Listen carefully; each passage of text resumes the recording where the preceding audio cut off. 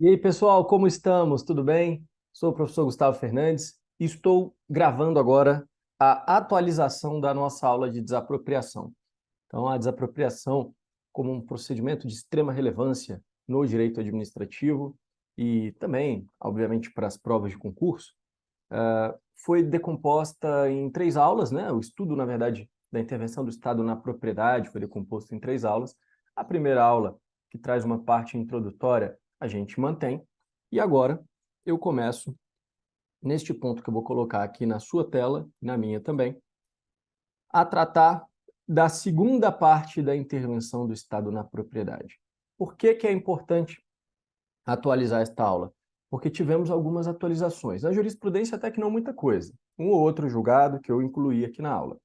Agora, na legislação, nós tivemos alterações que podem ser relevantes na Lei Geral de Desapropriação, no Decreto-Lei 3365 de 1941. E são esses os pontos principais que a gente vai reforçar aqui nessa atualização da nossa aula. Claro, eu vou refazer todo o conteúdo, mas chamando bastante atenção para essas novidades, porque algumas provas adoram cobrar novidades. Beleza? Então vamos lá, pessoal. O que é a desapropriação? A desapropriação, segundo a professora Maria Silvia Zanella de Pietro, tá aqui na tela, é o procedimento administrativo pelo qual o poder público ou seus delegados, mediante prévia declaração de necessidade pública, utilidade pública ou interesse social, como está na Constituição e a gente vai ver, impõe ao proprietário a perda de um bem, substituindo-o em seu patrimônio por justa indenização. Claro que busca-se fundamento na supremacia do interesse público sobre o privado, em que há uma necessidade pública declarada pelo poder público de construir um hospital, uma via, uma escola, e é preciso, então, que isso seja feito onde há um imóvel de um particular. Esse imóvel será tomado pelo Estado para atingir a finalidade pública e o ex-proprietário, o expropriado, vai receber no lugar uma justa e prévia indenização. Essa é a grande regra que está na Constituição, que a gente vai detalhar doravante. Desse conceito de Pietro, eu gosto de destacar os aspectos principais, né? A gente vai minudenciar tudo que está no conceito dela. Então, há primeiro um aspecto formal. A desapropriação é um procedimento administrativo. É um procedimento que vai levar ao final à expropriação do bem, substituindo pela indenização. Se é um procedimento, então ele é formado por uma sequência de atos e atividades do Estado e do proprietário. O sujeito ativo, a gente viu, é o poder público, mas também é possível delegar, a gente vai ver que é possível delegar por lei ou por contrato a promoção da desapropriação. Estudaremos isso ali no procedimento.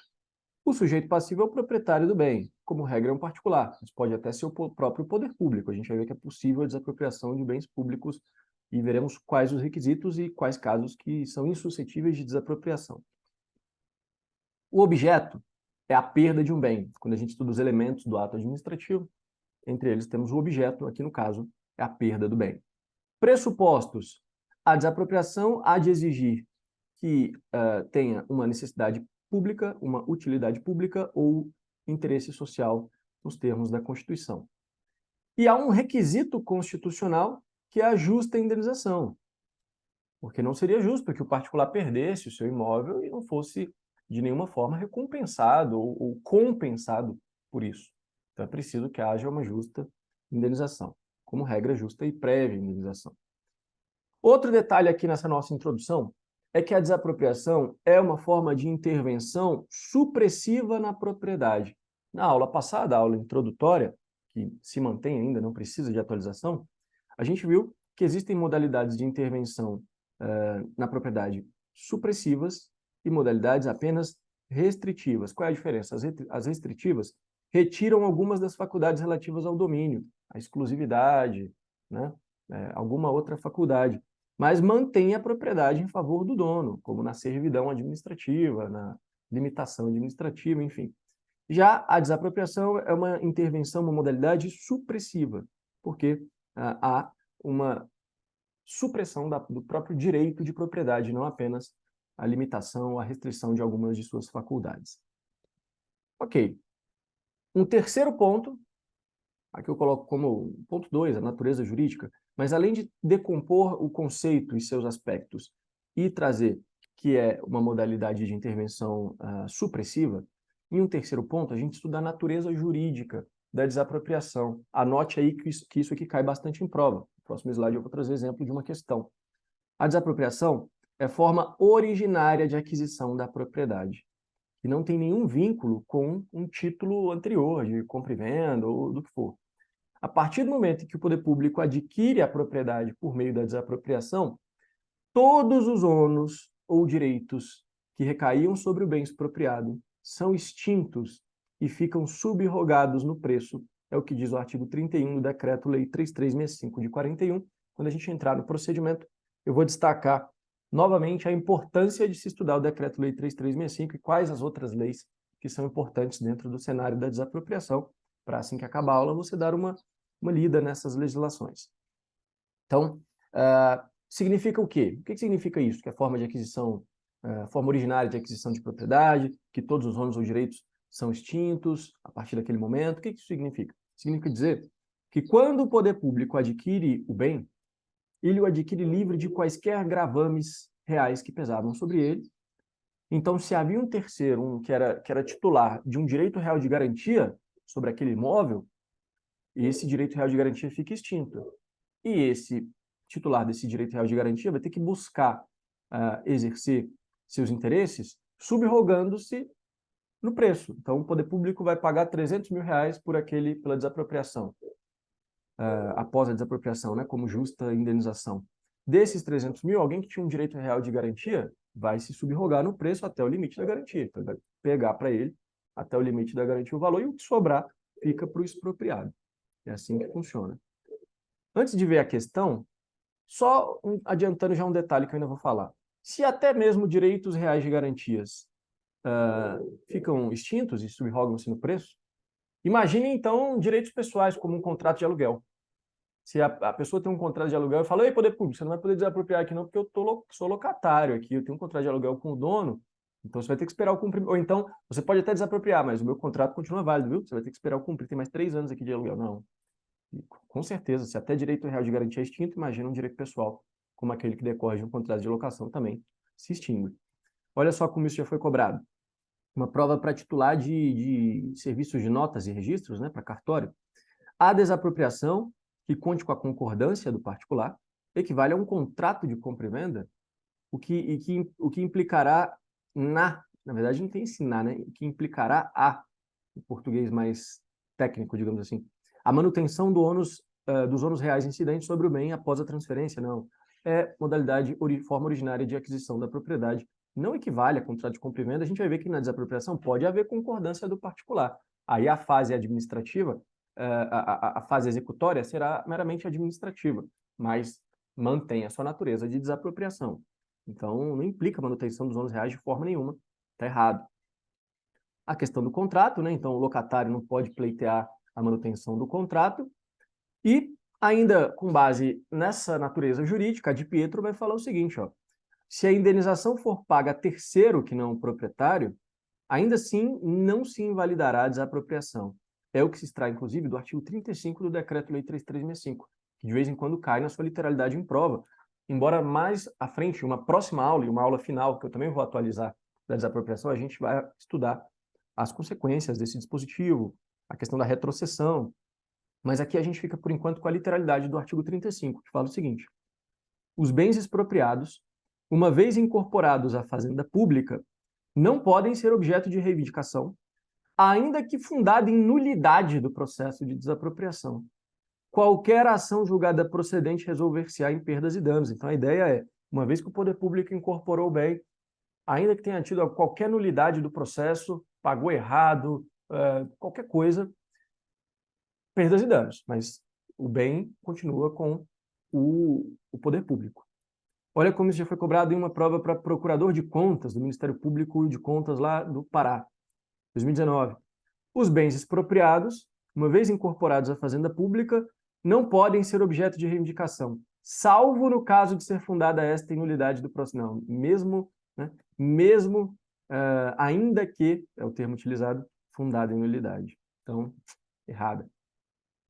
Outro detalhe ainda é que não incide imposto de transmissão de bens imóveis, não incide ITBI na desapropriação. Aliás, falando na não incidência do imposto de transmissão, já que é uma forma originária de aquisição, como é que fica a questão dos impostos que eram devidos ali em relação ao imóvel? Todos os débitos tributários. Quem que arca com isso? É o expropriado ou é o expropriante? Bom, segundo a doutrina, até o poder público se emitir na posse, quem paga é quem tinha a posse antes, é o expropriado. Então, os débitos anteriores, a emissão na posse é o expropriado, é o particular ali. Depois que a administração pública, que o poder público se emite na posse do bem, aí ela passa a ser responsável pelos tributos. É uma posição que o STJ acompanha, né? Então, por exemplo, aqui nesse RESP, divulgado no informativo 606, antigo já, o ente desapropriante não responde por tributos incidentes sobre o imóvel desapropriado nas hipóteses em que o período da ocorrência do fato gerador é anterior ao ato de aquisição originária da propriedade. Então, a partir do momento que se adquire a propriedade, é que a responsabilidade pelo tributo. Aqui é claro que o que o STJ fixou não considerou a hipótese de emissão provisória na posse. Se tiver uma emissão provisória, a partir da emissão, segundo a doutrina, né, antes mesmo ali de findar o procedimento administrativo, ou se for para a seara judicial na fase executiva, executória, ainda assim, já com a emissão na posse, já passa o poder público a responder pelos tributos. Então, cuidado, vai depender da redação da questão. Se falar que é da emissão na posse, correto. Se falar que é da aquisição originária da propriedade, correto também, porque essa é a regra, porque nem sempre haverá a emissão provisória na posse. Bom, lembra que eu decompus aqui, vou até voltar com você, para ficar bem, né, num ritmo bem tranquilo. A gente decompôs os aspectos do conceito da Di Pietro, que para mim é o conceito mais completo, e vimos que temos os pressupostos constitucionais aqui, que são esses três. Então vamos ver como é que eles são colocados na Constituição e na legislação. Está lá no artigo 5º, inciso 24, que vai falar como um direito ou garantia fundamental o seguinte: a lei estabelecerá o procedimento para a desapropriação por necessidade ou utilidade pública ou por interesse social. E aí vem o resto. Mediante justa e prévia indenização em dinheiro, é claro que nem sempre haverá justa e prévia indenização em dinheiro. Tem casos que não há essa indenização, ela será de outra forma, e tem casos que não há nem mesmo indenização. Lá no 243 da Constituição, a gente vai avançar daqui a pouco. Por enquanto, vamos ver os pressupostos constitucionais, são esses três aqui. Segundo a doutrina, necessidade pública envolve situações de emergência. Então, é uma questão, há uma necessidade muito grande por conta de uma guerra, uma calamidade, enfim, né? É necessário que o poder público desaproprie bens ali, pelo interesse público. A utilidade pública, o próprio nome já é intuitivo, né? O próprio conceito real que a gente tem da palavra, não é uma situação que é necessário, mas é útil. Será bom para o poder público ele construir ali um porto para ampliar rodovias, enfim. O grande detalhe é que, embora haja na doutrina essa diferenciação, que encontra amparo na própria Constituição, já que ela coloca ou, né? A Constituição e as leis não utilizam palavras em vão, essa é uma regra clássica de hermenêutica. Então, embora sejam dois termos diferentes, duas situações diferentes, o Decreto-Lei 3365 ele funde em uma só categoria, ele fala só em utilidade pública. Então, o que ele fala lá no artigo 5º, que a gente vai ver daqui a pouco, como utilidade pública, inclui casos que são de necessidade pública. Ele inclui os dois, tudo em o que ele chama só de utilidade pública. Beleza. E o interesse social é promover a justa distribuição da propriedade ou alcançar o bem-estar social. Aí já não está mais no Decreto-Lei 3365. Esse Decreto-Lei é a Lei Geral de Desapropriação, é o que a gente realmente tem que dar uma lida. As demais, difícil cair na prova. Então, o que eu falar aqui na aula eu acho que já é suficiente. Mas se você, por curiosidade, quiser dar uma olhadinha nas outras leis que a gente vai citar aqui, beleza. É essa lei aqui, 4132 de 62, ela que trata da desapropriação por interesse social. Ok? Bom, todas as hipóteses têm que ter previsão legal, essas três, né?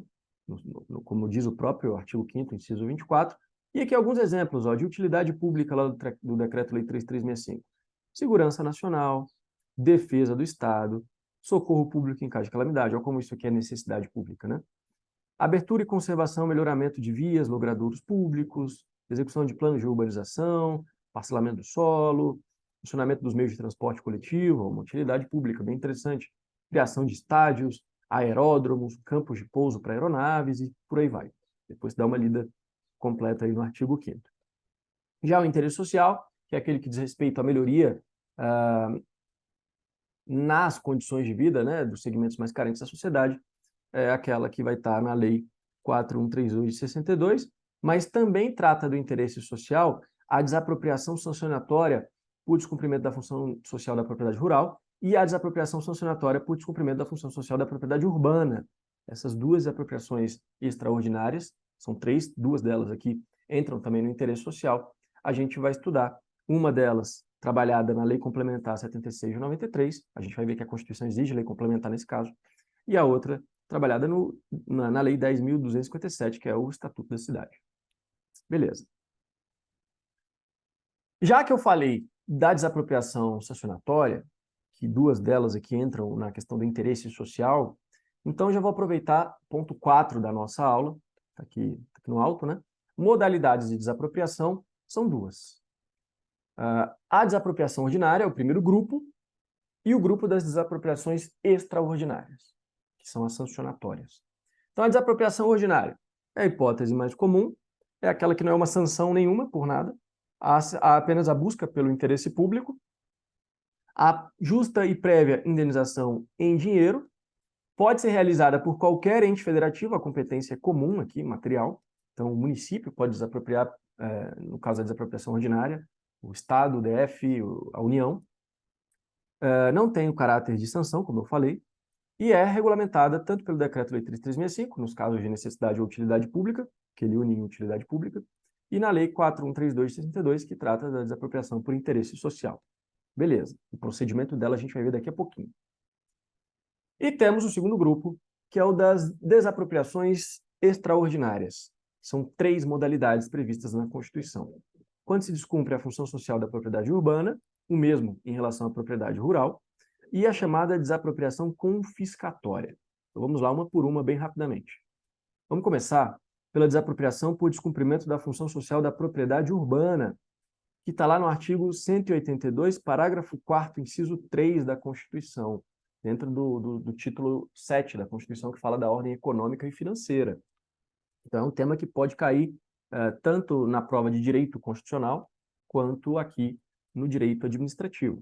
Esse artigo 182, parágrafo 4º, ele fala o seguinte, ele fala, antes de entrar ainda no inciso 3, né, que é o específico aqui do nosso caso, mas ele fala o seguinte, é facultado ao poder público municipal, opa, só o município, hein, mediante lei específica para a área incluída no plano diretor, exigir, nos termos de lei federal, tem uma lei federal que traz uma regulamentação geral, mas a gente vai ver que é o município que faz isso, né? Então, exigir, o município, do proprietário do solo urbano não edificado, subutilizado ou não utilizado, então veja que não está cumprindo a função social da propriedade urbana. O solo não está edificado, é subutilizado, não está sendo utilizado. Então, o poder público municipal pode exigir que ele promova o adequado aproveitamento sob pena de sucessivamente, então são três medidas coercitivas sucessivas. Primeiro, a imposição do parcelamento ou edificação compulsórios. Não deu certo, não foi suficiente para compeli-lo a utilizar adequadamente o solo urbano, IPTU progressivo no tempo. Também não deu certo, aí entra no ponto aqui que a gente está trabalhando. Desapropriação com pagamento mediante títulos da dívida pública. Então cai muito em prova isso aqui. Não vai ser uma desapropriação com justa e prévia indenização em dinheiro. A indenização será feita? Será, mas não em dinheiro, e sim em títulos da dívida pública, de emissão previamente aprovada pelo Senado, com prazo de resgate de até 10 anos. Aí a prova gosta de mudar aqui o prazo também. Em parcelas iguais, anuais, né, iguais e sucessivas, assegurados o valor real da indenização e os juros legais.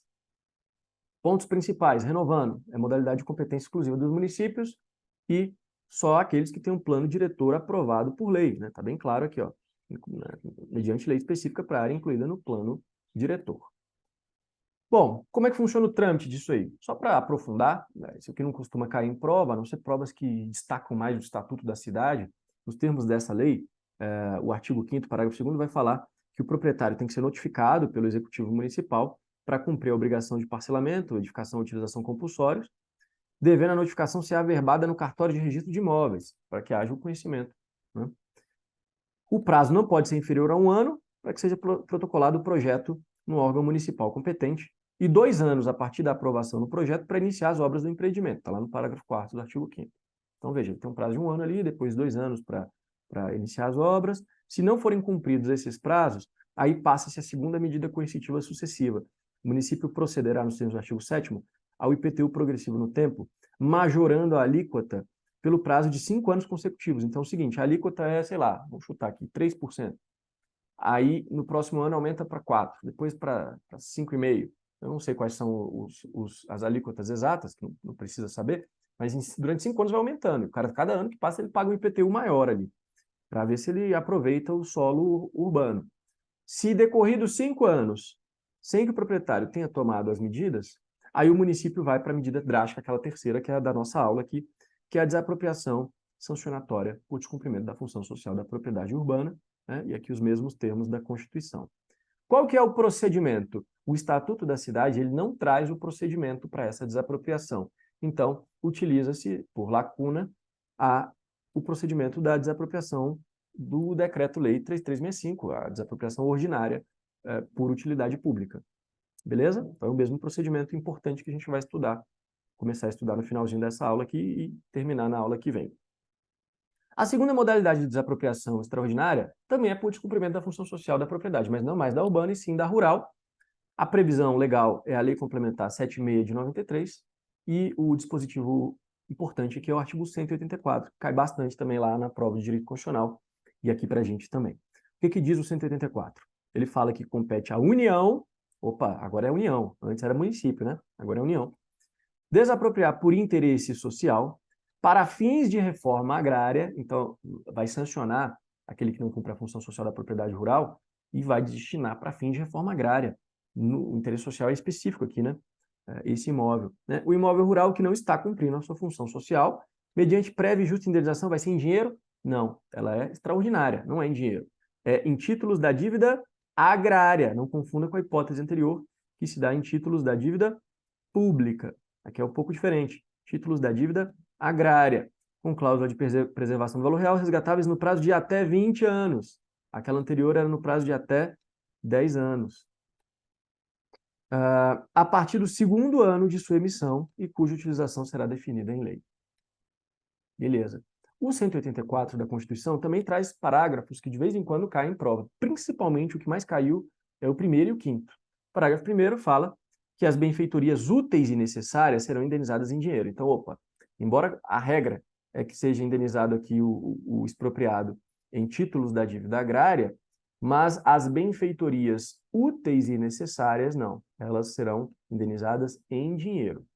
O parágrafo 2º fala que o decreto que declara o imóvel de interesse social para fins de reforma agrária autoriza a União a propor a desapropriação. A prova gosta de trocar o decreto pela lei, não é o decreto.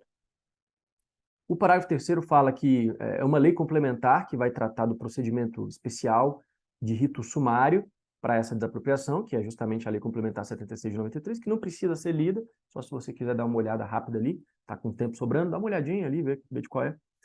E o parágrafo 5º também é importante, já caiu em prova algumas vezes, ele fala que são isentas de impostos, não é de qualquer tributo, né, mas de impostos federais, estaduais e municipais, então de qualquer esfera política, as operações de transferência de imóveis desapropriados para fins de reforma agrária.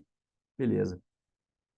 Também o artigo 186 da Constituição e o 185 complementam, né?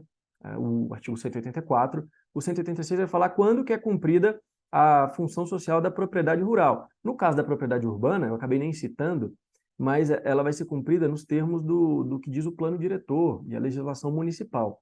É lá que vai dizer como que é cumprida a função social da propriedade urbana. No caso da propriedade rural, a própria Constituição já fala que o proprietário, a propriedade rural, tem que atender simultaneamente, então ao mesmo tempo, 4 critérios que vão ser minudenciados, detalhados na lei, mas que são eles: o aproveitamento racional e adequado, a utilização adequada dos recursos naturais e disponíveis de preservação do meio ambiente, a observância das disposições que regulam relações de trabalho, exploração que favoreça o bem-estar dos proprietários e dos trabalhadores. Então aqui fala lá no direito ambiental, né, fala-se meio ambiente do trabalho, meio ambiente não sei o quê, entra nisso. Se não forem atendidos, caberá desapropriação para fins de reforma agrária. E o artigo 185 fala que são insuscetíveis de desapropriação para fins de reforma agrária a pequena e média propriedade, definida em lei, desde que o proprietário não tenha outra, então ele só tem uma pequena propriedade ou uma média propriedade rural, e ela tem que ser produtiva, né? E a propriedade produtiva. É de competência exclusiva da União, como a gente já inferiu aqui antes, mas cuidado, ela não é a única desapropriação por interesse social. Ela é uma hipótese específica de desapropriação por interesse social que é exclusiva da União. Aquelas que são por interesse social, que são do tipo ordinária, elas podem ser promovidas por todos os entes, pelos estados, pelos municípios, é aquela da Lei 4132 de 62, cuidado para não confundir. E a terceira hipótese de desapropriação extraordinária, sancionatória, é essa aqui do artigo 243 da Constituição, que recebe o nome de desapropriação confiscatória ou de expropriação constitucional. E o grande detalhe é que ela não dá ensejo à indenização. Não dá nenhum ensejo à indenização. Por isso é que ela recebe esse nome de confisco, porque simplesmente é tomada do particular.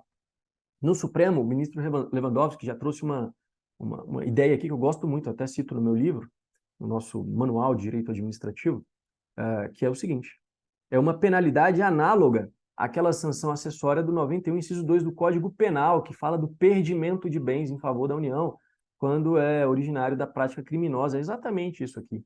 É um perdimento do bem, só que aqui no caso um bem imóvel, porque há práticas criminosas originadas dele. E o que diz o 243 caput na Constituição? Ele fala que as propriedades urbanas e rurais, então urbana, rural, tanto faz, de qualquer região do país, onde forem localizadas duas coisas. Primeiro, culturas ilegais de plantas psicotrópicas, drogas ilegais, ou exploração de trabalho escravo, que são as duas coisas que o Constituinte mais odeia. A questão das drogas, que permite, lá no direito constitucional a gente vê, permite até a extradição do brasileiro naturalizado, ainda que depois da naturalização, né? Esse tráfico de drogas é odiado, é abominado pelo legislador constituinte, e a segunda é a escravidão, né? Na forma da lei, então, essas propriedades que tiverem uma dessas duas coisas aqui serão expropriadas e destinadas à reforma agrária e a programas de habitação popular, sem qualquer indenização ao proprietário, sem prejuízo das sanções criminais e de outras esferas. E o parágrafo único fala que todo e qualquer bem de valor econômico apreendido em decorrência do tráfico e da exploração de trabalho escravo será confiscado e vai ser revertido a um fundo especial com destinação específica na forma da lei. O Supremo tem alguns julgados importantes sobre essa modalidade aqui. Primeiro, ele vai falar que, lá em 2009, a expropriação de glebas do 243 abrange toda a propriedade, não apenas a área cultivada. Então, vamos supor que a propriedade tem 3 hectares e somente em 1 hectare em 1 hectare, né, que fala, é que há a plantação de drogas. Só esse 1 hectare é expropriado? Não, são todos os 3 hectares. Pega toda a propriedade. Também, um pouco depois, em 2016, a expropriação pode ser afastada, desde que o proprietário comprove que não incorreu em culpa, ainda que em vigilando ou em eligendo. Então, o proprietário não está no imóvel. Vamos supor que o imóvel foi tomado lá pelo MST, sei lá, e o cara não tem culpa, nem mesmo de vigilância ou de em eligendo, né? Colocou alguém lá de forma culposa e tal. Ele comprova que não tem culpa. Nesse caso, pode afastar essa expropriação. O que mais? Depois, em 2017, o Supremo fixou uma tese que é a seguinte: é possível o confisco de todo e qualquer bem de valor econômico apreendido em decorrência do tráfico de drogas, sem necessidade de perquirir habitualidade, reiteração do uso, modificação para dificultar a descoberta, ou qualquer outro requisito além daqueles do 243, parágrafo único. Essa ideia aqui, que é utilizada lá no direito penal, né, lá com, com, com base também no Código Penal e na lei de drogas, ela acabou, salvo engano, aí que vocês que estão estudando para concurso vão saber mais que eu, acabou ensejando a alteração na própria lei de drogas, ou foi no Código Penal, acho que na lei de drogas, tem lá alterações mais recentes aí dos últimos anos, colocando expressamente essa ideia aqui, que não precisa de habitualidade nem nada para confiscar lá os bens decorrentes de tráfico de drogas. Mas veja que a ideia, antes da alteração legal, ela surge aqui na jurisprudência do Supremo. E mais recentemente, embora já tenha um tempo, né, 2020, informativo 977, o Supremo destacou que não é cabível o confisco de bem de um ente federativo por outro. A gente vai ver que pode um bem desapropriar, a União desapropriar bem do Estado, do município, a gente vai ver como funciona. Mas é a desapropriação comum, a ordinária. Essa confiscatória, um ente federativo não pode expropriar do outro, tá? Porque é uma penalidade, aí não há como um penalizar o outro na nossa federação. Pode desapropriar, mas não essa com fulcro no 243. Qual é a lei de regência, que é mencionada, por exemplo, aqui, ó, na forma da lei, né? A reverterá um fundo especial com destinação específica e tal. A lei de regência é a lei 8257 de 91, não interessa para fim de prova, direito administrativo, nem mesmo lá no direito constitucional, só se você estiver ali querendo dar uma lida por curiosidade. Né? O artigo 2º, parágrafo único dessa lei, por exemplo, ele fala que a autorização para a cultura de plantas psicotrópicas, que são elencadas em um rol emitido pelo órgão sanitário competente do Ministério da Saúde, será concedida pelo órgão competente, atendendo a finalidades terapêuticas e científicas exclusivamente. Se houver cultura sem autorização, é cabível a expropriação, que vai seguir o rito a partir do artigo 6º da lei. Quinto ponto da nossa aula. Está avançando bem, hein? 30 minutos aqui, a gente já viu muita coisa importante. Estamos caminhando para chegar na metade dessa segunda parte da aula de intervenção do Estado na propriedade. Quinto ponto. Um ponto que traz algumas polêmicas doutrinárias. Objeto da desapropriação.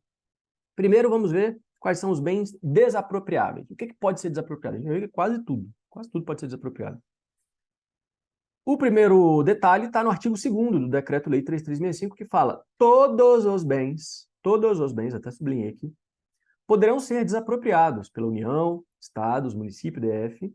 É claro que isso na desapropriação por utilidade pública, aquela ordinária, porque nem todos, né, nem sempre todos os entes podem desapropriar. A gente viu que pelo descumprimento da função social da propriedade urbana é só o município, pelo descumprimento da função social da propriedade rural é só a União. Daqui a pouco eu vou condensar tudo isso, questão da competência, em um tópico específico para você deixar aí mastigado no seu material. Calma aí.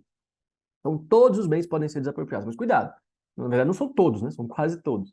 Mas, a princípio, inclui bens móveis, bens imóveis, semoventes, bens corpóreos ou incorpóreos, bens privados e até mesmo bens públicos.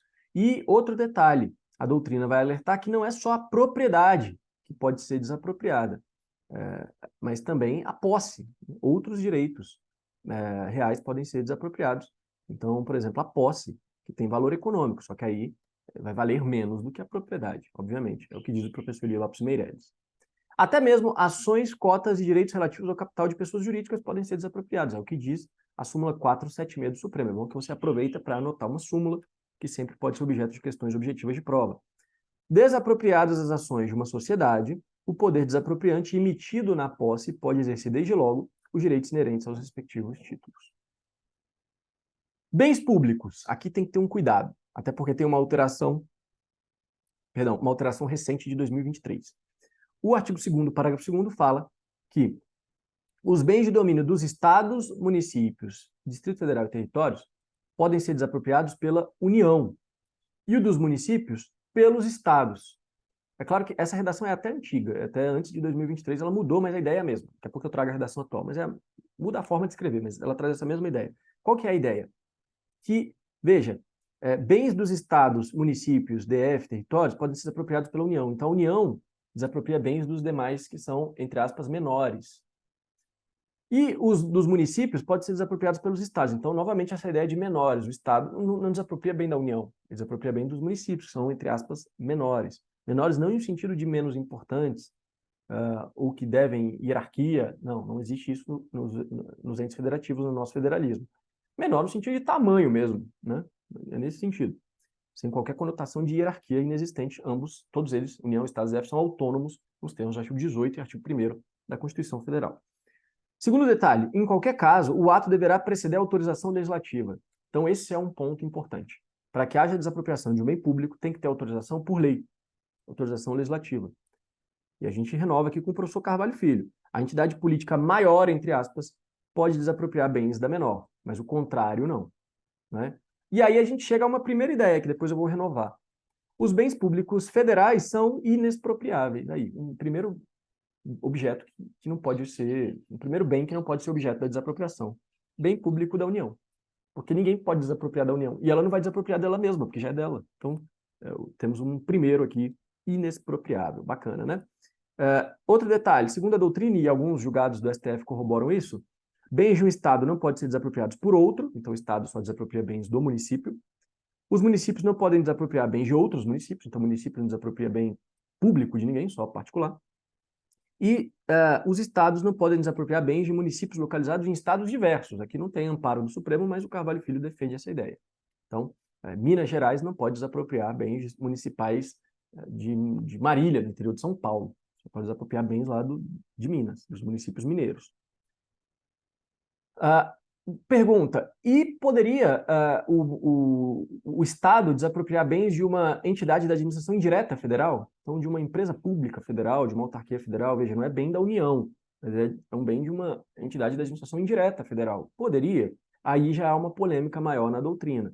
Majoritariamente, anote aí, não pode, não pode, ainda que seja da administração indireta, é o que defende o Carvalho Filho. No Supremo a gente tem, e no STJ a gente tem alguns exemplos também de julgados, ó, no STF. A Companhia Docas do Rio de Janeiro, que é uma sociedade de economia mista federal, que explora o serviço portuário em regime de exclusividade, não pode ter bem desapropriado pelo Estado.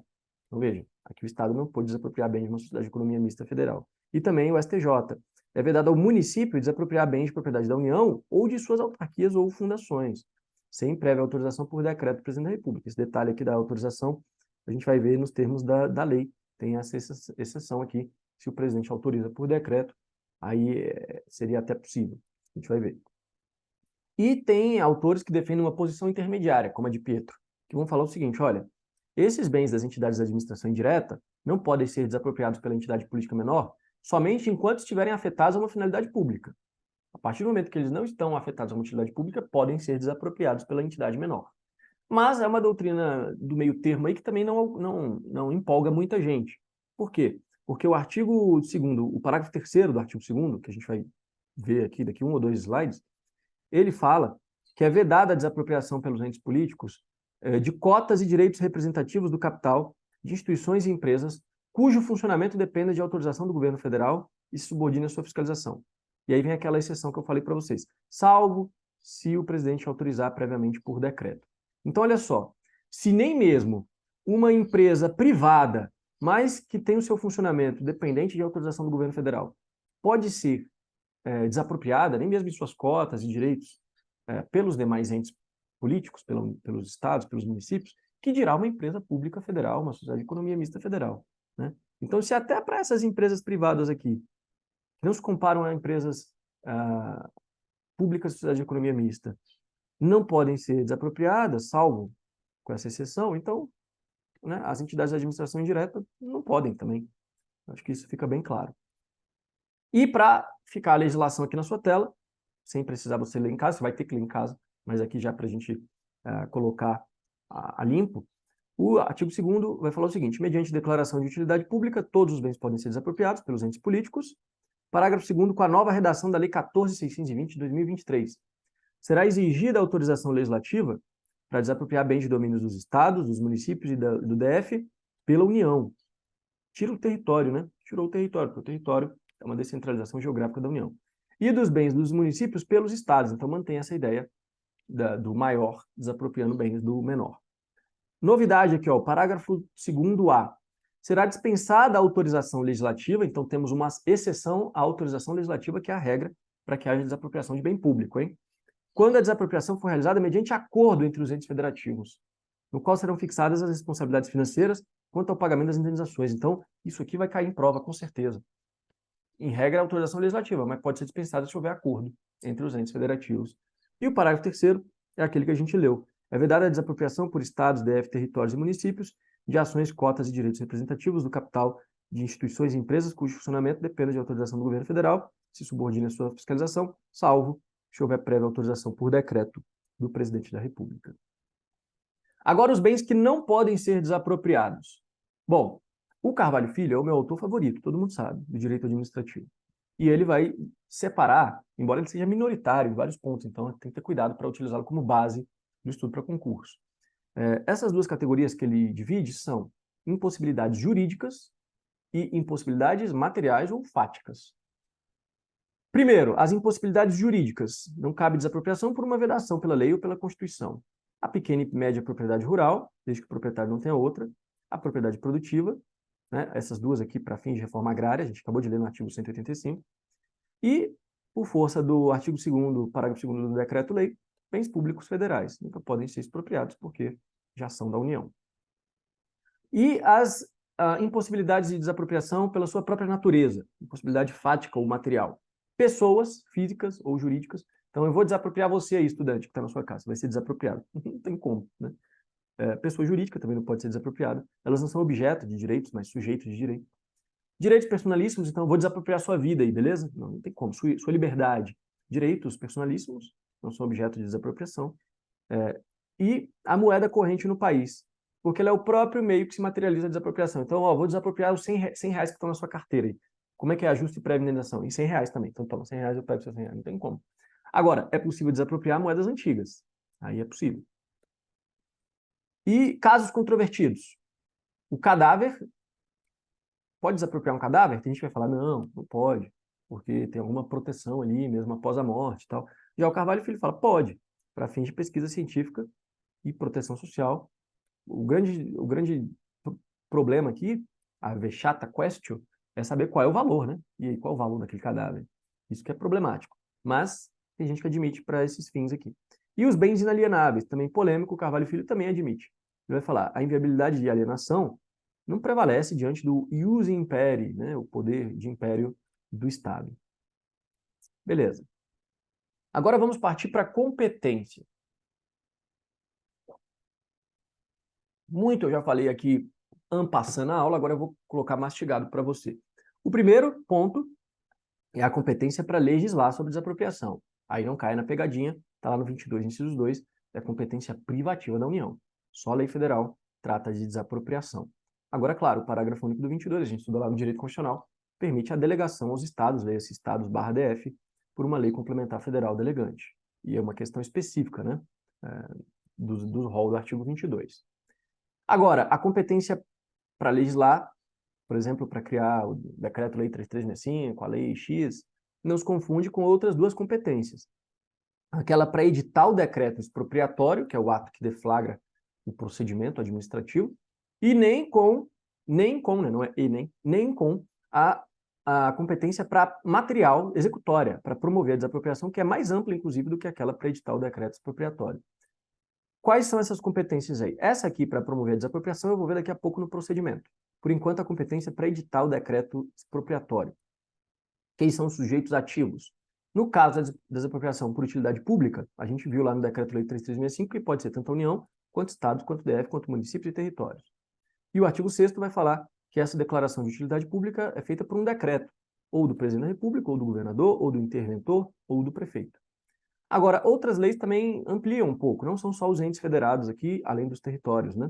Mas também algumas agências reguladoras, algumas autarquias, como a ANEEL, que é uma agência reguladora, o DENIT, que é uma autarquia federal, e a NTT, que é uma autarquia federal, então pelas leis específicas delas. Por exemplo, a Lei 9.074, 10.233 e a lei, e aqui também, 10.233. Dá uma olhada nesses dispositivos aí e confirma se realmente ainda se mantém lá, né?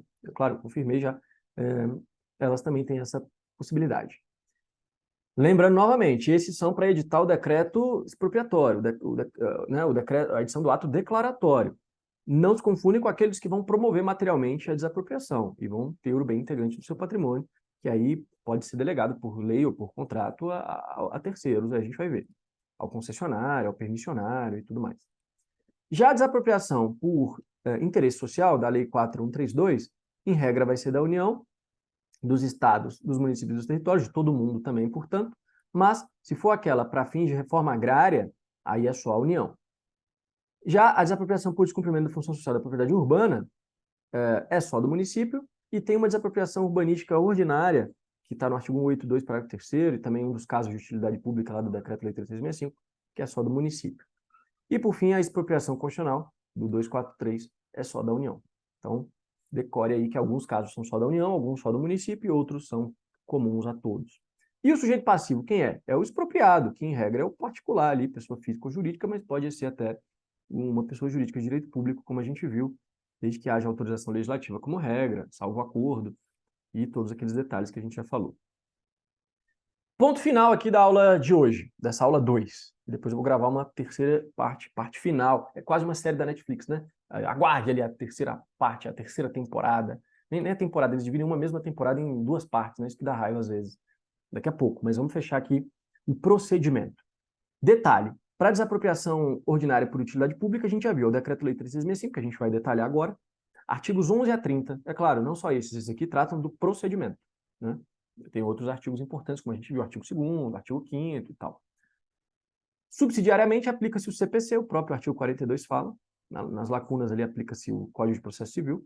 Esse procedimento do Decreto-Lei 3.665, ele também se aplica, ou no silêncio, ou por previsão expressa, para desapropriação por descumprimento da função social da propriedade urbana, porque o Estatuto da Cidade não prevê o procedimento, e para aquela desapropriação ordinária por interesse social da Lei 4.132. Ela manda aplicar o procedimento aqui do Decreto-Lei 3.365, que facilita bastante, né? Agora, a desapropriação por descumprimento da função social da propriedade rural é o procedimento contraditório especial de rito sumário da Lei Complementar 76 de 93. E a desapropriação confiscatória, do artigo 243, é a Lei 8257 de 91, que traz ali o seu procedimento. Esses dois aqui, principalmente esse último aqui, muito impossível cair na prova. Impossível não, né? Mas nada é impossível. Mas é muito difícil cair na prova. Já o da lei complementar é muito raro, mas acho que a chance é um pouco maior ainda do que esse de baixo aqui. E o de cima, o Decreto-Lei 3.665, esse sim. Esse você tem que saber, é o que a gente vai destrinchar a partir de agora. Existem duas fases da desapropriação. A fase declaratória e a fase executória. A fase declaratória é quando o poder público declara ou a utilidade pública ou necessidade pública do bem, ou o seu interesse social. Então, o poder público vai declarar para fim de desapropriação. É feito, em regra, por um decreto do Executivo, mas admite-se também que seja feito pelo Poder Legislativo por uma lei. Será uma lei de efeitos concretos, né? Não é uma lei em sentido material, é lei em sentido formal, mas tem efeitos concretos. E aí caberá ao Executivo adotar as providências para efetivar a desapropriação, lá nos termos do artigo 8º do Decreto-Lei 3.365. Tem autores que vão falar que, na verdade, não é uma lei, é um decreto legislativo. Mas tanto faz, né? Aqui é uma questão polêmica do Carvalho Filho que ele levanta, mas ninguém nem entra nesse detalhe. Lei de efeitos concretos está valendo. Mas, como regra, vai ser um decreto, hein? Vai ser um decreto, cuidado com a redação da prova. Essa declaração desapropriatória do Executivo não precisa de autorização legal, só se for para desapropriar um bem público, como a gente viu, e como regra. E também se for o Estado, o DF, o município ou o território desapropriando ações, cotas e direitos representativos de empresas privadas cujo funcionamento depende de autorização do governo federal, a gente viu que depende de prévia autorização por decreto do presidente da República. Nesse cenário todo aqui, anote o enunciado 4 da primeira jornada de direito administrativo, em que lá os doutrinadores colocaram que o ato declaratório da desapropriação por utilidade ou necessidade pública ou por interesse social deve ser motivado de maneira explícita, clara, congruente, não sendo suficiente a mera referência à hipótese legal.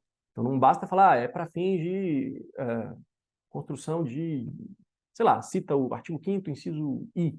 Não, ele tem que falar exatamente por quê, motivado, claro, explicando por que precisa desapropriar, qual que é a utilidade ou o interesse social naquele caso. Isso segundo a doutrina, né? Outro detalhe, isso aqui é importante. Cabe controle judicial do ato declaratório? Então, esse decreto, ele permite controle judicial? Cuidado, é um controle judicial muito mitigado. Porque é possível, para analisar se há algum vício de finalidade ou de competência, né? O decreto ali do prefeito, mas é um caso que é a desapropriação que só pode ser feita pela União. Aí tudo bem, um patente vício de finalidade. Agora, como regra, não cabe o controle, porque trata-se de uma questão de conveniência e oportunidade que inspira a escolha do bem pelo administrador. Então, o administrador que tem conveniência para falar, não, eu vou desapropriar essa casa aqui, esse outro aqui. Não pode o poder público se miscuir nesse mérito. Ele vai analisar apenas questões de legalidade. Beleza? Eventual impugnação, segundo Carvalho Filho, tem que ser feita por uma ação declaratória de nulidade, que vai tramitar em conjunto com a ação de desapropriação pela conexão. Então, se chegar na fase executória judicial, a ação de desapropriação, aí, em conexão, vem essa ação declaratória de nulidade pelo particular. Essa declaração de utilidade, ela produz 4 efeitos importantes. Aqui eu pego da de Pietro, mas eles caem em prova de vez em quando. Primeiro efeito importante, submete o bem à força expropriatória do Estado. Então, ele indicou o bem, motivou de forma clara, congruente, né, explícita, por que vai desapropriar aquele bem, qual é a finalidade, qual é a hipótese legal também, enfim, já submete aquele bem à força expropriatória do Estado. Segundo, fixa o estado do bem. A partir daquele momento, tudo que o particular vier a construir, ele pode ser que ele construa por sua conta e risco, porque aí não vai entrar mais no valor da indenização. Então, já vai delimitar as benfeitorias existentes, as condições atuais. Se é possível indenizar uma benfeitoria posterior, anote aí, só se for uma benfeitoria necessária, senão vai ruir lá o imóvel, ou úteis, mas as úteis têm que ser autorizadas pelo poder público. Então, as voluptuárias não serão indenizadas. As necessárias, sim, posteriores, e as úteis só se o poder público autorizar. Terceira consequência, terceiro efeito, o poder público vai passar a ter o direito de penetrar no bem para realizar medições e verificações, e se não for permitido, ele pode recorrer ao auxílio de força policial. Depois se dá uma lida no artigo 7º do Decreto-Lei, esse eu não coloquei aqui na tela, porque ele sofreu uma mudança recente de redação. Mas é basicamente redação, não mudou nada na essência, não. Mas dá uma lida lá, já que é lei recente que alterou, pode ser que o examinador veja ali e coloque na prova. Mas é basicamente isso. Recorre à força policial, se não for permitida a entrada, para poder medir e verificar ali o estado do bem, até para fins de calcular a indenização, para a proposta, né? E inicia o prazo de caducidade da declaração. Esse é um ponto que cada vez menos cai em prova. Antigamente caía bastante. Eu não vejo muitas questões disso, não. Mas o artigo 10 do Decreto-Lei, ele vai falar que a desapropriação deverá efetivar-se, seja por acordo ou judicialmente, em 5 anos desde o decreto. Então, tem 5 anos. O poder público hoje declarou o interesse social em desapropriar aquele bem X. Daqui para 5 anos ele pode desapropriar. Depois disso, há uma caducidade. E aí tem que esperar 1 ano para o mesmo bem poder ser objeto de uma nova declaração. Então, se deixou 5 anos correr, vai ter que ficar 1 ano sem poder declará-lo novamente de interesse social ou utilidade pública para fins de desapropriação. Já a declaração da desapropriação por interesse social, da Lei 4132, o prazo é de 2 anos. Então, é menor, né? Tem 2 anos para desapropriar o bem. Mas não prevê o período de carência para renovar a declaração. E esse prazo de 2 anos, nos termos da lei, engloba o início das providências para aproveitar o bem. Então, não é só para efetivar a desapropriação, mas também já de aproveitamento do bem, nos termos da lei. Já no caso da desapropriação para fins de reforma agrária, a Lei Complementar 76 de 93 também põe um prazo de 2 anos. Então, veja como é fácil. Se decora 5 anos, mais o ano de inviabilidade ali, né? De uma nova declaração para declaração por utilidade pública, perdão. Para os demais casos, 2 anos. E tem alguns casos, como o do Estatuto da Cidade, da Lei 8257, que não prevêem prazo. Então, não tem prazo, simplesmente. Aí a doutrina vai devagar, se por analogia aplica-se algum outro prazo, enfim. Mas, a princípio, não tem prazo expresso. E a segunda fase é a fase executória. Depois que há a declaração da utilidade ou do público do interesse social para desapropriar o bem, o poder público, então, passa a adotar as medidas necessárias à desapropriação. Aqui, na fase executória, é que temos uma maior amplitude das pessoas que podem promover a desapropriação. Não são só aqueles que podem editar o ato declaratório, mas também pode haver uma delegação do Estado. Como que é feita essa delegação? Ou por lei ou por contrato.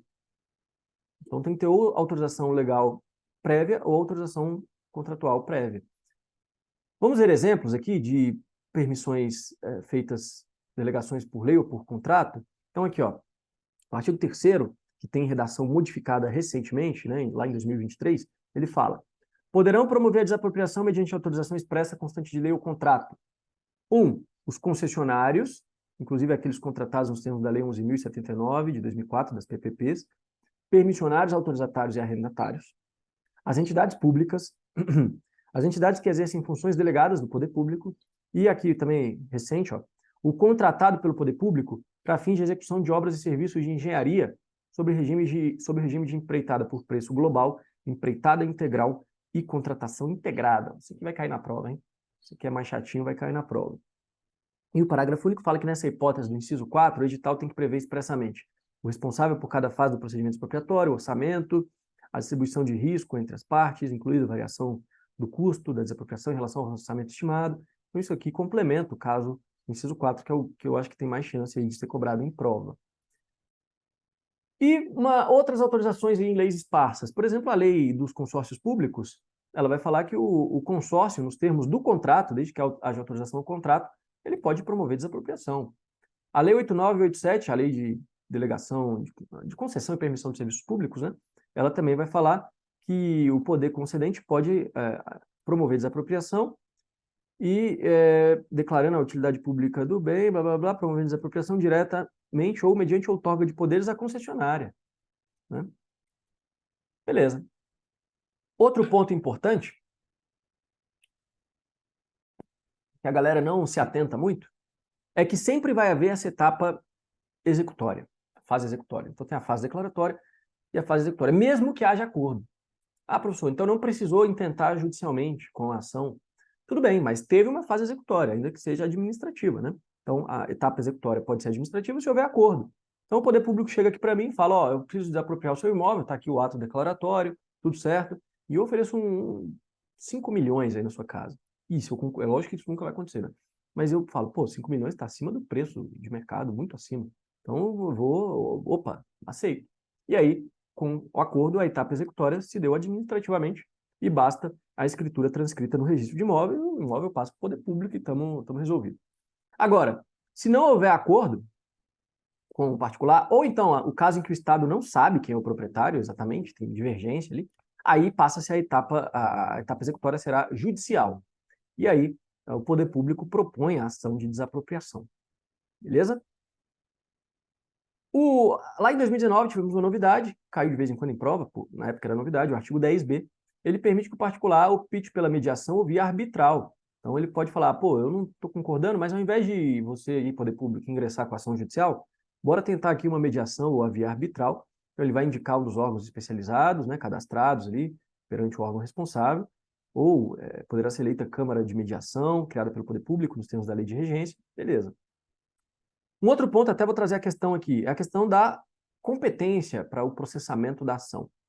Será processada a ação no DF ou no foro da capital do Estado, onde for domiciliado o réu, perante o juízo privativo, se houver, a vara de fazenda pública ali, quando a União é autora. Então, o autor é a União. Vai ser aonde? Ou no DF, ou no foro da capital do Estado, onde for domiciliado o réu. O réu é domiciliado no distrito, aí vai repetir, né? Em São Paulo.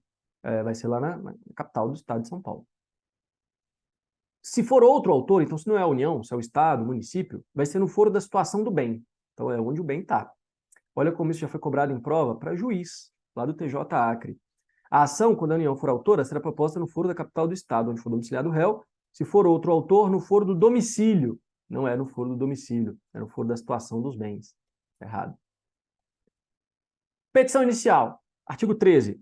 Ela vai preencher os requisitos do CPC, vai conter a oferta do preço, então o poder público vai trazer a petição ali da ação de desapropriação, vai falar o preço que eu coloco aqui é 5 milhões, vai ter um exemplar do contrato, do jornal oficial onde foi publicado o decreto e tudo mais. O juiz, quando despacha a inicial, de cara, ele já designa um perito, porque nessa ação de desapropriação, pessoal, basicamente o que se discute é o preço. É o preço, não tem outras discussões. Tem, mas a gente vai ver que é muito restrito. Então, o juiz já designa o perito, porque ele vai se basear. É claro que o juiz não fica vinculado ao perito, o juiz tem um ditado em latim, eu não lembro como é que ele é, mas é o perito dos peritos, né? O senhor dos peritos, tipo, o senhor dos anéis, o senhor dos peritos. É o juiz que manda. Ele pode não acolher o laudo pericial, mas é claro que o laudo fornece subsídios importantes ali para o juiz. Para proceder à avaliação dos bens, as partes podem indicar assistente técnico. E a questão da emissão provisória na posse do artigo 15. Essa aqui é importante, hein? Aqui é importante para fins de prova. Daqui a pouquinho a gente vai falar dela. A citação é feita por mandado, na pessoa do proprietário dos bens. Pode ter citação com hora certa, citação com edital também, e utilizada a carta precatória. Feita a citação, segue o rito ordinário, que atualmente pelo CPC 2015 chama-se, agora não tem mais rito ordinário, né? Sumário, é rito comum. Só que tem algumas peculiaridades. Então, uma delas é que não haverá interrupção do processo no caso de falecimento do réu ou perda da capacidade civil. No processo civil comum, você interrompe ali o processo, tem um prazo lá para ajustar essa questão. Aqui não. Aqui o juiz nomeia curador a lide até que se habilite o interessado. Então, a ideia é correr logo com a ação, né? Faleceu o réu? Não, põe um curador e vai tocando. Os atos praticados à data do falecimento ou perda da capacidade de investidura do curador lide podem ser ratificados. E depois ratifica ou impugnados, né? Posteriormente. Contestação. Só pode versar sobre duas coisas. A principal é impugnar o preço. Pô, você ofereceu 5 milhões, mas aqui vale 10 milhões. Está pagando menos. Então, impugna o preço, que é a grande discussão. Mas, nos termos do artigo 20 do Decreto-Lei, também pode versar sobre um vício do processo judicial. A grande questão é saber o que é esse vício do processo judicial. O que é isso? O Carvalho Filho ele traz o pitaco dele. ele vai falar que abrange questões preliminares lá do artigo 485 do CPC. Então, aquelas questões preliminares comuns que a gente estuda lá para aula de sentença, lá para magistratura, né? Podem ser aventadas na contestação. Agora, claro, não cabe reconvenção. Reconvenção não cabe. Também o artigo 9º aqui da lei, ele fala, ó, ao Poder Judiciário é vedado na desapropriação, na ação, né, decidir se estão presentes ou não os casos de utilidade pública. Qualquer ilegalidade do ato declaratório tem que ser por meio de uma ação direta que a gente viu. A de Pietro também concorda com Carvalho Filho. Então, você acha que teve alguma ilegalidade no ato declaratório e tal? Uma ação de declaração de nulidade que vai correr conexa com a ação de desapropriação. Agora, na ação de desapropriação em si, é só a impugnação do preço ou, na prova, marque a expressão vício do processo judicial. O enunciado 3 da primeira jornada do direito administrativo vai falar: não constitui ofensa ao artigo 9º o exame por parte do judiciário no processo de desapropriação da regularidade do processo administrativo de desapropriação e da presença dos elementos de validade do ato de declaração de utilidade pública. Aqui vai meio que na contramão da doutrina tradicional, né, que fala que isso tudo teria que ser discutido em uma ação direta, uma ação própria. Aqui não. Eles falam que pode, na ação de desapropriação, discutir a regularidade do processo administrativo e a presença de validade, elementos de validade do ato de declaração de utilidade pública. Que é aquela questão, não tem competência, teria que ser só a União, enfim, pode ser discutido na ação, segundo essa galera aqui. Bom, a Lei 14.421 de 2022, então, relativamente recente também, ela traz aqui no artigo 34A, parágrafo 4º, que, uma vez apresentada a contestação, se não houver oposição expressa em relação à validade do decreto, então veja que aqui vai ao encontro do que diz o enunciado 3, né, da primeira jornada, que poderia aqui tratar da questão da validade do decreto. Então isso é importante para você marcar na prova, porque a própria lei destaca isso. Se não houver oposição quanto à validade do decreto, já transfere logo a propriedade para o poder público, para o expropriante que seja, mesmo que não concorde particular, e o processo prossegue somente em relação às questões litigiosas, que são basicamente a impugnação ao preço. Então veja que esse dispositivo precisa ser conhecido aí, anote, importante também. Bom, eu pulei alguns pontos, antes na aula anterior eu até destacava, mas é porque é muito lenga-lenga, você vai ler na lei, não cai muito em prova, mas outros dispositivos seguintes vão falar que o perito ele tem um prazo para depositar o laudo, e o juiz pode prorrogar o prazo e tal, mas a questão é, o perito vai ter que botar o laudo dele para jogo ali no processo. E aí, depois que tem o laudo, vem a audiência de instrução e julgamento. Se for o caso, tiver que ouvir gente, o juiz vai ouvir, segue o CPC. Encerrado o debate, o juiz profere sentença, fixando o preço da indenização. Não são nem 5 milhões nem 10 milhões. Aqui eu vou seguir o laudo que falou 7 milhões e meio. Se o juiz não tiver habilitado a decidir, ele marca uma audiência para 10 dias para publicar a sentença. É aquele Miguel, ninguém hoje decide em audiência, né, cara? A gente tem 1 milhão de audiências, tem 1 milhão de processos, traz para o gabinete para decidir. O juiz vai indicar na sentença o que motivou o convencimento, vai ter que observar a estimação do bem para efeitos fiscais, o preço de aquisição, situação, conservação, valor venal dos últimos 5 anos, valorização. Tem alguns requisitos aqui. Na verdade, na prática, o perito ali que vai falar qual é o preço e pronto. Da sentença, artigo 28, da sentença que fixar o preço da indenização, cabe apelação. Ela só terá efeito simplesmente devolutivo quando for ruim para o expropriado. Então, o particular se deu mal, a apelação só tem efeito devolutivo. Agora, se o expropriante é que se deu mal, tem efeito suspensivo também. Essa é a regra para decorar. Sempre é favorável ao poder público, né? A legislação sempre favorece o poder público, isso é comum aqui no nosso direito. E também, o parágrafo 1º, a sentença que condenar a fazenda pública em quantia superior ao dobro da oferecida fica sujeita ao duplo grau de jurisdição. Então, a fazenda pública ofereceu 400 mil. A sentença condenou em mais do que o dobro, então mais do que 800, ela condenou a 1 milhão. Aí, para a condição de eficácia da sentença, duplo grau de jurisdição obrigatório aqui. O que mais? Detalhe, uma vez efetuado o pagamento ou consignado o valor, expede-se ao expropriante o mandado de emissão de posse. E a sentença pode ser registrada no registro de imóveis, transcrita no registro de imóveis. É o que está no artigo 29. Esse dispositivo ele é importante porque ele fala primeiro que tem que ser efetuado o pagamento. E isso é exigência constitucional. A Constituição fala que a indenização tem que ser justa e prévia, né? Tem que ser prévia. Então, é o pagamento o ponto de transferência da propriedade. É o que fala o Carvalho Filho. Com o pagamento, opera-se a aquisição da propriedade pelo expropriante e também opera-se a perda pelo expropriado. Então, é o pagamento o marco para a transferência da propriedade, beleza? ainda que só depois venha o registro. O pagamento é que é o grande ponto aqui da desapropriação. A gente sabe que a transferência da propriedade imóvel é só com registro, né? Diferente da propriedade imóvel. Mas o ponto fulcral aqui é o pagamento. Tanto que a doutrina vai falar, pode-se desistir da desapropriação, o poder público desiste, revoga o decreto expropriatório, ou apresenta o pedido de desistência na ação, até o pagamento. E o STJ também. A jurisprudência suprema e desta corte é no sentido de aceitar a desistência da ação, se ainda não ocorreu o pagamento. A sentença, mesmo transitada em julgado, não impede a desistência. Olha que interessante. Tudo se resolve ali, o marco é o pagamento. Tem uma discussão sobre o pagamento parcial. Nunca vi em prova, mas o Carvalho Filho fala, se já pagou uma parte, já não pode mais desistir. Mas é polêmico, o STJ tem um julgado em sentido contrário, lá de 2009. Ele falou, a desistência do expropriado pode ser feita até o pagamento integral, já que, no caso, apenas algumas parcelas foram pagas, então pôde desistir. Então, cuidado. É mais seguro falar que é o pagamento integral, que é o marco aí da aquisição da propriedade. E também aqui, ó, outro julgado. A desistência da desapropriação pressupõe a devolução do bem nas mesmas condições em que recebeu do proprietário, sendo inviável a desistência quando o bem foi substancialmente alterado, em razão da ocupação pelo expropriante. Então, além de não ter havido pagamento integral, o bem tem que estar nas mesmas condições. Se mudaram, demoliram a casa do cara, e não pode, depois que demoliu, desistir. Então, toma aí de volta, né? Fora esses casos, o proprietário não poderá se opor à desistência, embora ele possa pleitear a indenização pelos prejuízos que ele sofreu. Ele falou, pô, depois de um tempão você desistiu, mas vai ter que me indenizar, porque nesse período aqui eu tive prejuízo e tal. Tudo bem. Pessoal, então a gente encerra essa segunda parte. Eu quero agradecer quem acompanhou até o momento. O nosso e-mail está aqui, saopaulinho76@gmail.com, e eu quero te convidar. No momento que eu estou gravando essa aula, eu lancei a segunda edição do nosso Manual de Direito Administrativo, pela editora de Plácido, lá de Belo Horizonte. O nosso manual está muito atualizado e ele é um complemento muito importante, interessante, para essas videoaulas. A videoaula, claro, já supre, mas se você quiser acompanhar por leitura, eu indico o nosso Manual de Direito Administrativo, vai lá no site da editora de Plácido, no meu Instagram sempre tem desconto, alguma coisa, para você complementar o curso. E a gente se vê no terceiro encontro, então.